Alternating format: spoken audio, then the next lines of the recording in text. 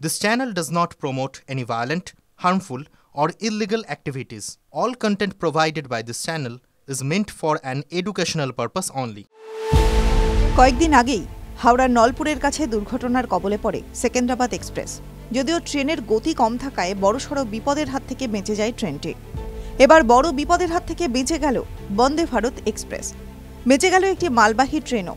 প্রাণে বাঁচলেন প্রায় হাজার খানেক যাত্রী। চাঞ্চল্যকর ঘটনা ওড়িশায়। সূত্রের খবর, রেল লাইনের উপরে রাখা ছিল বড় বড় পাথর, এমনকি লাইনের একাংশ ভেঙে রাখা ছিল বলেও জানা যাচ্ছে। খোলা রয়েছে প্যাডেল ক্লিপ, যার জেরে ভয়াবহ বিপদ অপেক্ষা করছিল এই দুই ট্রেনের জন্যই। অবস্থা দেখে নাশকতার সম্ভাবনা উড়িয়ে দেওয়া যাচ্ছে না বলে মত ওয়াকিবহুল মহলের।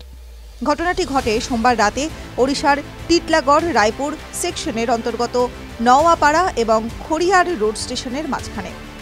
ইস্ট কোল্ড রেল ডিভিশন সূত্রে খবর, ডাউন লাইনে মালগাড়িটি আসছিল। ওই লাইনে রাখা ছিল বড় বড় পাথর। ট্রেনটি যখন ওই এলাকায় ঢুকছে তখন কিছু দূর থেকেই মালগাড়ির চালক দেখতে পান দূরের লাইনে রাখা রয়েছে পাথর। সঙ্গে সঙ্গে আপৎকালীন ব্রেক কষে মালগাড়িটিকে দাঁড় করিয়ে দেন। খবর যায় নিকটবর্তী স্টেশনে। সেই সময় লাকনা স্টেশন পেরিয়ে বন্দে ভারত এক্সপ্রেস নওয়াপাড়া রোডের দিকে এগোচ্ছিল। ঘটনাস্থল থেকে মাত্র 14 কিলোমিটার দূরে ছিল বন্দে ভারত এক্সপ্রেসটি। রেল সূত্রের খবর, বন্দে ভারত যখন সর্বোচ্চ গতি নিয়েছে তখনই চালকের কাছে খবর যায় নিকটবর্তী স্টেশন থেকে। গোটা ঘটনার কথা জানানো হয়। কাল বিলম্ব না করে আপৎকালীন ব্রেক কষেন বন্দে ভারতের চালকও। রেলের আধিকারিকরা জানিয়েছেন 10 থেকে 11 মিনিটের মধ্যেই ওই লাইনে পৌঁছে যেত বন্দে ভারত এক্সপ্রেসটি।